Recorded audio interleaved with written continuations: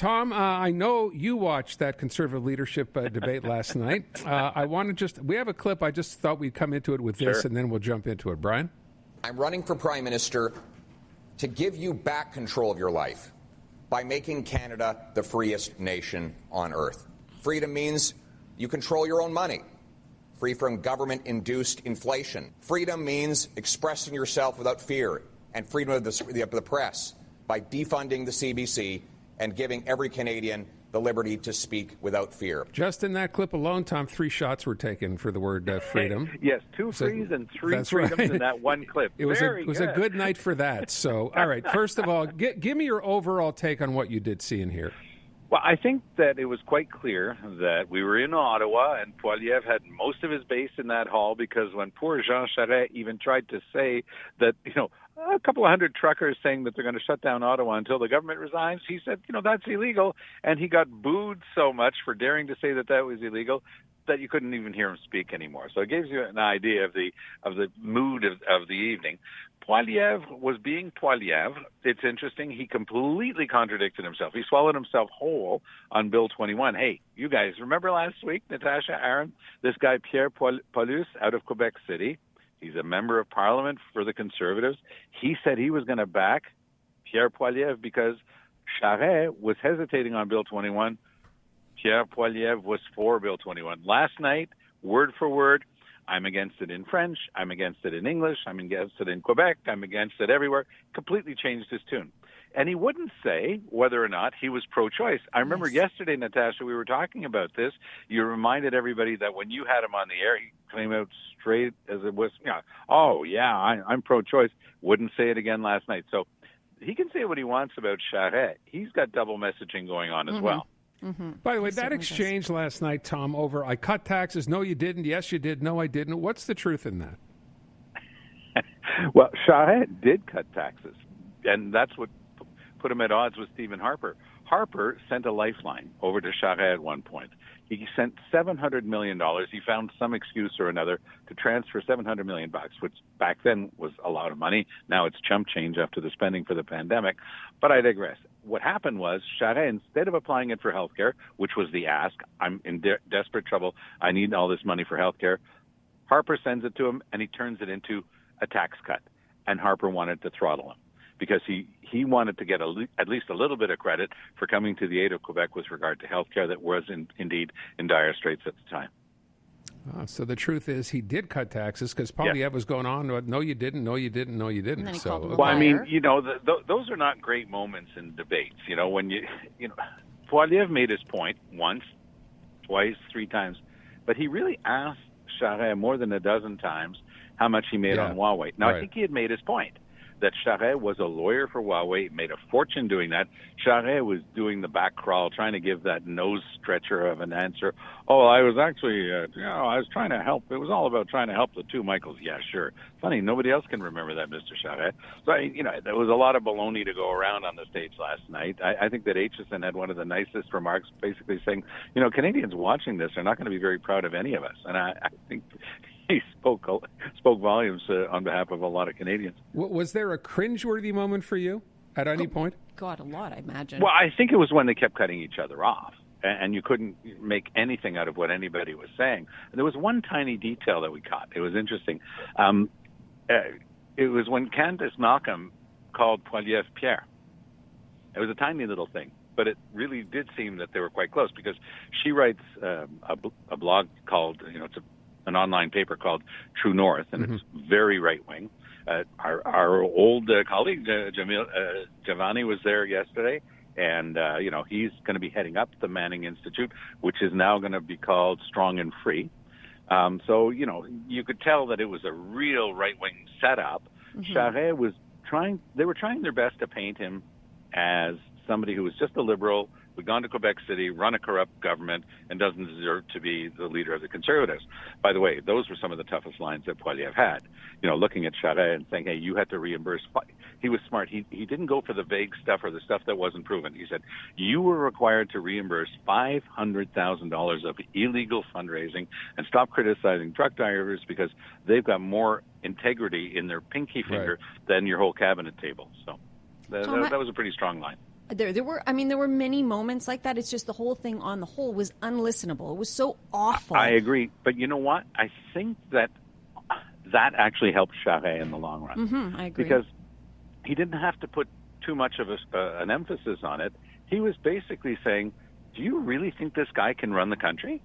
And he's screaming, he's funny, he's used to being alone in front of a microphone. That's why he's screaming again on stage tonight, and he's not listening to anybody. But do you really think that Pierre Poilievre, who muses about replacing the Canadian dollar with Bitcoin and nonsense like that, do you really want this guy running your country? His secondary message to Conservatives is, we lost with Harper the last time, we lost with Scheer, we lost with O'Toole, and we're going to lose if ever you put in Poilievre. I'm a proven value. I can win for you. So that was the message. He was never able to deliver that directly because it would have been pretentious. But at the end of the evening, a lot of reasonable people were saying, Poilievre's not reasonable, and I don't like what I'm seeing. Mm-hmm. That bullying approach. For me, it's a tie who won the evening, whether it was Scott Aitchison or Patrick Brown, who wasn't there. Well, very funny because Brown put out a press release congratulating himself for not going, but he doesn't get to duck the next two. There's going to be one in beautiful downtown Laval, and then there's going to be one out in Edmonton next week. So, I mean, this is all coming up rather quickly. It's going very fast. They've only got another 3 weeks to sell memberships.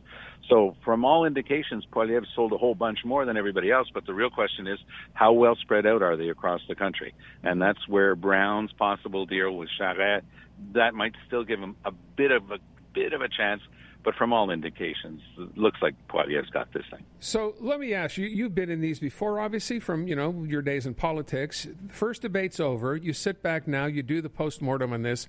What do you change? What do you look at to say we should have done this better, we didn't do this well enough? What's the strategy going forward? Jenny Byrne, who is a really incredible organizer and advisor on this stuff, she used to do Harper's campaigns. I know her. I've done Bell Media Radio with her any number of times. She's really great, and she's super smart. And so she's going to be talking to Poilievre before the next two debates, saying, now you have to make a better. You were in front of a hometown audience the other night. You had fun beating up on Charest. Now you've got to do a little bit more work appearing prime ministerial. That's what they're going to try to drill into him. He can't be the smug, self-satisfied smarty pants that he loves to be with that quip and that line, because then people will just say, okay, this guy's got no substance. But Tom, that's who he is, right? Mm-hmm. I mean, you're describing... I actually know him up close and personal.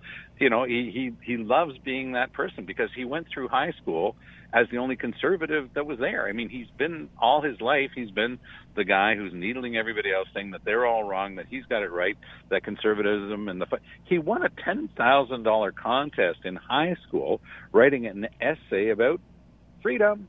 So he's not new to this game. This is really the stuff that he believes. Yeah, I bring it up because I'm saying, do you think he can change just because his team says you have to be more, I don't know, call it prime ministerial than you are, even though that's who he is? He's going to have to change. This is where Charest is going to inch up on him. Okay. Charest always talks about the tortoise and the hare. Always loved that example when I was with him in politics. He says, hey, I always get underestimated. Yeah, the polls always show that I suck. Yeah, the polls always show us getting stumped. He says, funny thing is, I always wind up winning. Right. And so this is what Charest continues to believe now. Are the numbers actually going to be there? Not based on anything we've got objectively available right now. But the performance last night, I honestly think, even though he was very satisfied with himself, as he often is, I think that Poilievre did himself a disservice by being that annoying. I couldn't agree with you more. However, I also don't think Charest was anywhere near as strong as he can be or needs to be. But 6 people on stage, Natasha, that's the tricky part. When it's 1 or 2, or you've got party leaders, and it's a national campaign, and you can drill down a bit.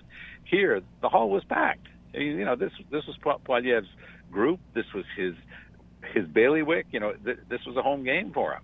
The next ones are going to be a little bit even. Charest is going to be able to pack that hall in Laval. That's going to unsettle Poilievre. I will tell you, someone just sent a text. I found this interesting, right? It said Trudeau won and he wasn't even there. That's true. I think that's really accurate. There's a lot of truth to that. And that's the point that actually Charest was hoping people would be making today. A conservative could have written that note that Trudeau won, because that's what Charest is trying to get into the head of conservatives. If you want to keep Trudeau in power for a whole long time, elect Pierre Poilievre. That's his underlying message, but he can't deliver it too explicitly. I did want to ask, first of all, I keep calling him Scott Aitchison, and is it Aitchison? Aitchison, yeah. Can a guy like that, who just by virtue of that one comment last night seems to be the guy coming up the middle, and a lot of people liked what he said last night, is he a dark horse just by virtue of the fact that he's appealing for these guys to stop yelling at each other? Well, he's a very likable guy, and it might get him a whole bunch of votes in Ontario, but he's got nothing on the ground here in Quebec for obvious reasons. So I don't think that it's there for him at all. All right. I'd like to know just quickly your thoughts on that. I mean, obviously, it was far from impartial moderators last night, but they played. Oh, they were anything but impartial. Mm-hmm. That's why I gave you the example of St. Pierre, you know? Yeah, exactly. But they play a huge role in terms of how the debates unfold. And to me, it was an absolutely unmitigated disaster last night. So they have to do better in the official ones, do they not? Oh, the official ones, I don't know. I haven't seen the names, and if they've been put out there, I've missed them. But I can tell you that the party, if you look at the past, because we've had several of these in the past few years from the Conservatives, the one that where Scheer just barely nosed out Maxime Bernier, and the one where Aaron O'Toole beat McKay and stuff like that, they're very serious about getting these things right. They're very, very tight on timing, very neutral arbitrating, very neutral people asking questions. No, they'll get it all right. So what you're saying, Tom, is it's unlikely Shashi Kurl will be the next moderator. Oh my gosh, what a disaster that one was. Got it.